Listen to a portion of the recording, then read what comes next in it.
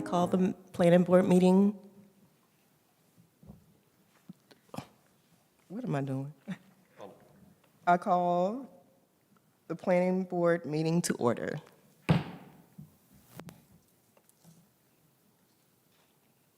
Katie, please take the roll. Robert Kuhn, Here. Peggy Levi, Here. Darlene Fetty is absent, Robert Garland, Here. Hope Ing, Here. John Capes. Here. Eddie Oakley, Here. Donald Dell, Here. Sherry Richmond. Here. A quorum is present. Thank you. Do I have the motion to approve the meetings from January 12th, regular planning board meeting? Planning board meeting, make a motion to approve the minutes for January 12th, please. Motion to approve. Second. Second. Second. Thank you. All those in favor, say aye. Aye. All those in favor, say nay. Okay. All right. Jose Colon.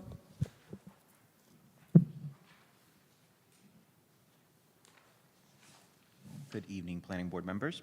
Just want to update the public hearing for the rezoning request at 4909 Guilford College Road from agricultural to zoning, conditional zoning, civic, CZ Civ has been withdrawn by the applicant this afternoon.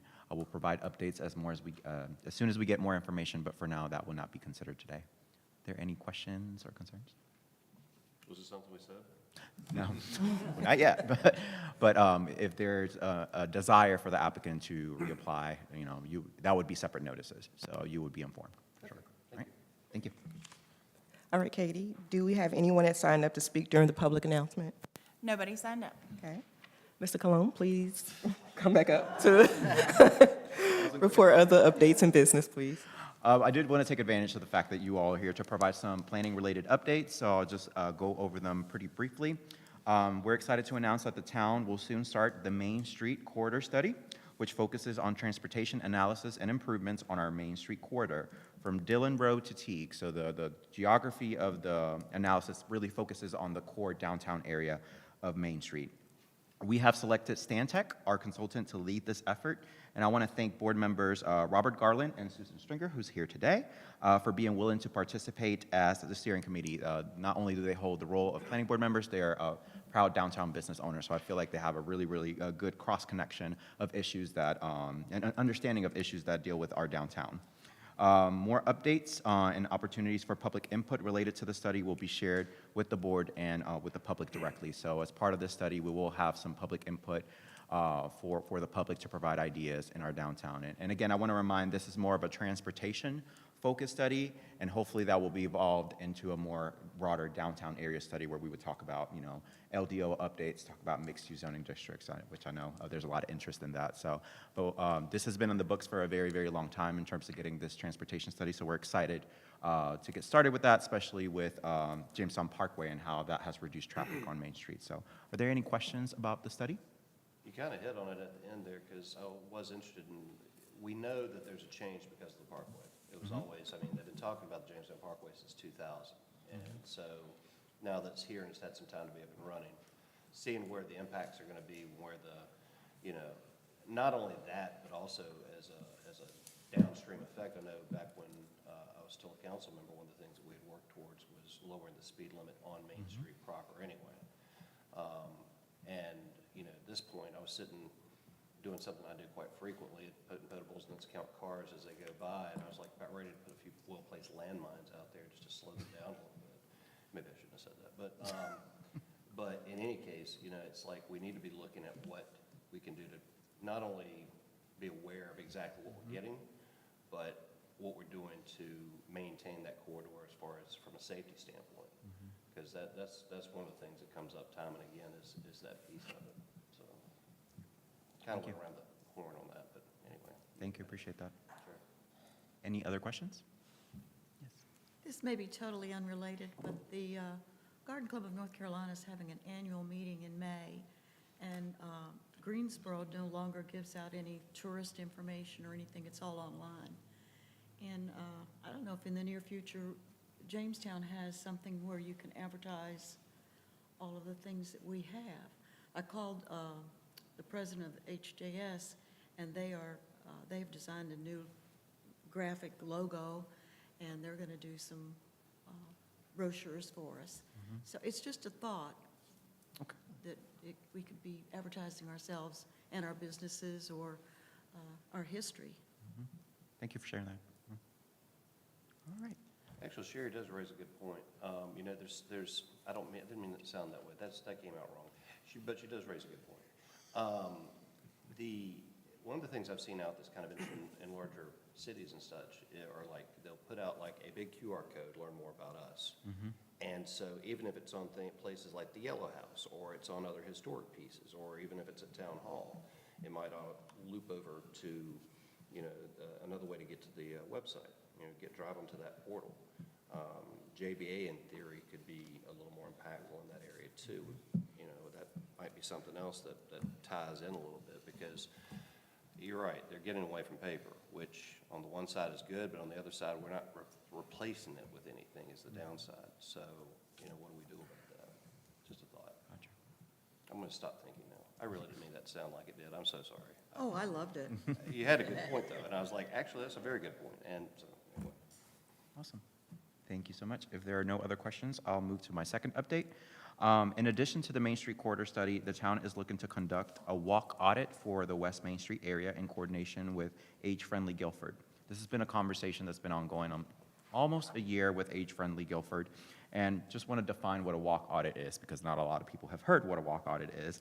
A walk audit is an assessment of pedestrian environment that evaluates safety, accessibility, and comfort for walkers in a specific area. It engages community members, including residents, local officials, and stakeholders, to gather insights and advocate for improvements in their walking environment. So it pretty much what it sounds like. We walk around, we take a group of people, we walk around a specific area, we'll have a checklist of things in a little clipboard. Oh, there's a little raised sidewalk here. That might be difficult for, you know, somebody riding on a wheelchair. And it's not just for walking, it's for, you know, people on wheelchairs, maybe bicycle. So the area that we selected is West Main Street because that area, in my opinion, needs a little bit of love in terms of, you know, the businesses there and there's less pedestrian facilities. So we would walk around North Scientific and have a route. I've been working with Gordon Holton. He's been leading that effort, and we expect to start that initiative summer or fall. We've been waiting for it to get warm. I didn't want to walk in the cold, and I'm sure y'all don't either. And I've spoken to Vice Chair John Capes, and he's expressed interest in joining the walk audit group.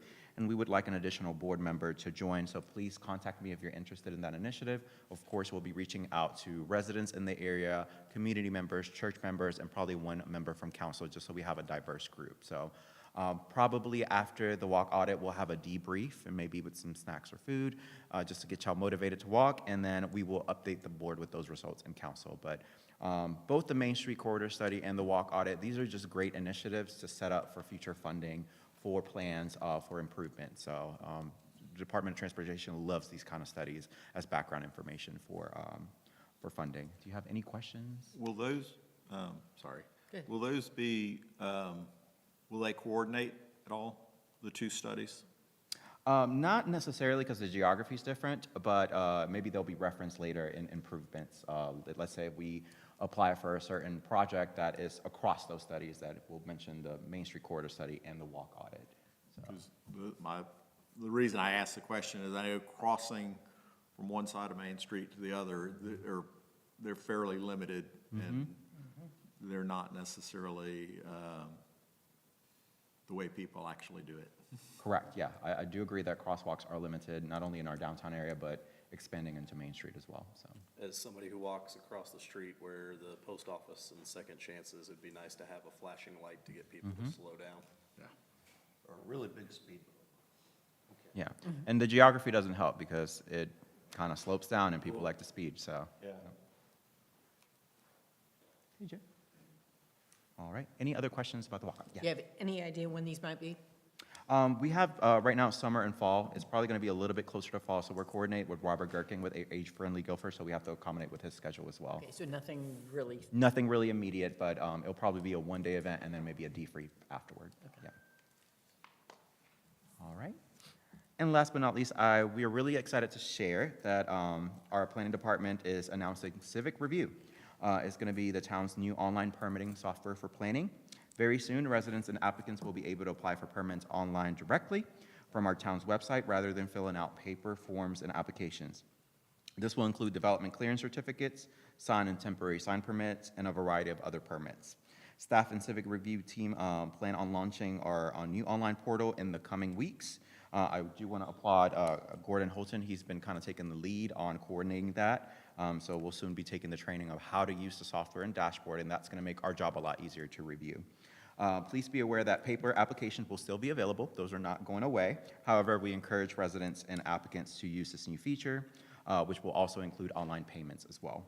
Please stay tuned on our town's news and website for an official launch, and please contact the planning department if you have any questions or concerns about this service. Any questions about civic review? That's a great improvement. Yeah, Indeed. awesome. Thank you. Yeah, we're in 2026. We gotta upgrade. We got there. And then last but not least, there is a variance application that came in soon. And right now we're aiming for late May. So again, with variance applications, this will be an in-town application, so it would just be the 5 in-town members. With variances, it's a Board of Adjustment hearing, so we have a little bit more flexibility in terms of the dates. So I'll do similarly to our last application, where I'll do a doodle poll with the applicant and the 5 members to see what the best date is. So just expect a Board of Adjustment meeting in late May. 2 Board of Adjustment meetings in the same year? Well, it's still early. I might have a third one, who knows? Same year? He just said it was a record-setting year. I'm like, my God. It used to be same decade. I'm like, my God, okay. Any questions or concerns? Just wanted to take advantage of the time. You are all here to provide some updates. Thank you. Thank you, sir. Right, do I have a motion to adjourn? Motion to So moved. Second. All those in favor? Aye. Aye.